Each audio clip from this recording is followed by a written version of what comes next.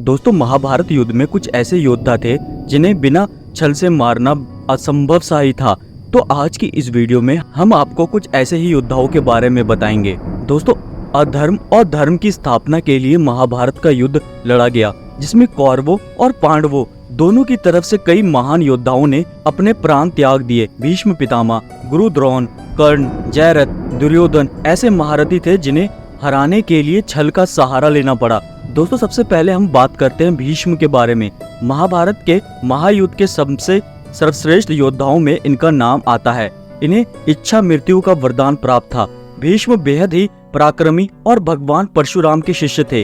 अपनी राजभक्ति के कारण इन्होंने कौरवों की तरफ से युद्ध में हिस्सा लिया। भीष्म को हराए बिना महाभारत युद्ध में पांडवों की विजय असंभव थी। ऐसी स्थिति में भगवान श्री कृष्ण की सलाह से अर्जुन अपने रथ पर शिखंडी को लेकर आते हैं, जो ना पुरुष था ना स्त्री।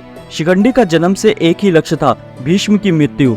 भीष्म शिखंडी को एक स्त्री मानते थे और इस बात का ज्ञान पांडवों को था।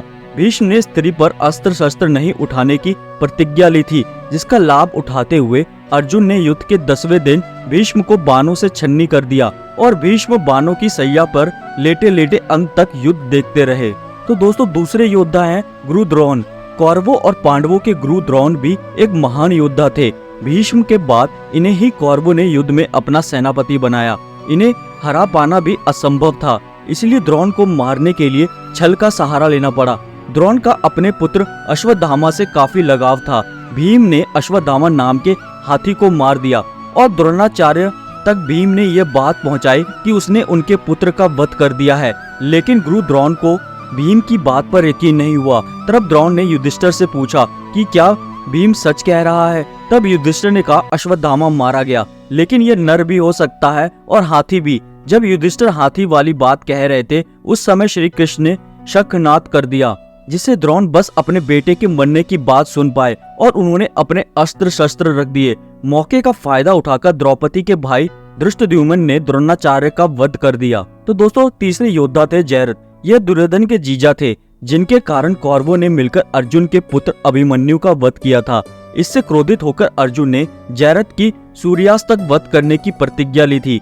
कौरवों की पूरी सेना जयरथ के बचाव करने में लग गई, जिस कारण उसका वध कर पाना असंभव था। ऐसे में कृष्ण जी ने एक चाल चली। उन्होंने अपनी माया से सूर्य को ढक दिया, जिससे सबने समझा शाम हो गई, क्योंकि युद्ध सूर्यास्त के बाद नहीं लड़ा जाता। इस कारण जयरथ अर्जुन के पास खुद आ गया। श्री कृष्ण के कहने पर अर्जुन ने जयरथ का वध कर दिया और फिर से सूर्य देव प्रकट हो गए। दोस्तों, अगले योद्धा है कर्ण। कर्ण ने भगवान परशुराम से शिक्षा ली थी, लेकिन उन्होंने यह शिक्षा अपने आप को ब्राह्मण बताकर ली थी, जिस कारण परशुराम ने कर्ण को श्राप दिया कि वह उस समय अपने विद्या भूल जाएगा जब उसे सबसे ज्यादा इसकी जरूरत पड़ेगी।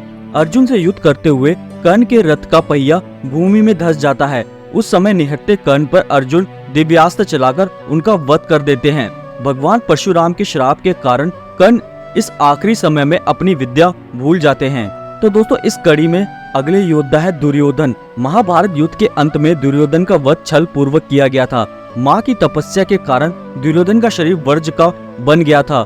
दुर्योधन और भीम के बीच गदा युद्ध हुआ, जिसमें कमर से ऊपर प्रहार करने का नियम था। लेकिन श्री कृष्ण के कहने पर भीम ने दुर्योधन की कमर के नीचे वार किया, जो उसका निर्बल हिस्सा था। बाकी का शरीर दुर्योधन का वज्र का हो गया था। इस तरह छल पूर्वक दुर्योधन का अंत हुआ। तो दोस्तों, ये थे महाभारत के कुछ ऐसे योद्धा जिन्हें बिना छल से नहीं मारा जा सकता था। आपके महाभारत में कौन सा योद्धा सबसे प्रिय है और सबसे अच्छा है? कमेंट करके जरूर अपनी अपनी राय हमें जरूर बताएं। वीडियो को लाइक और हमारे चैनल को सब्सक्राइब जरूर करें।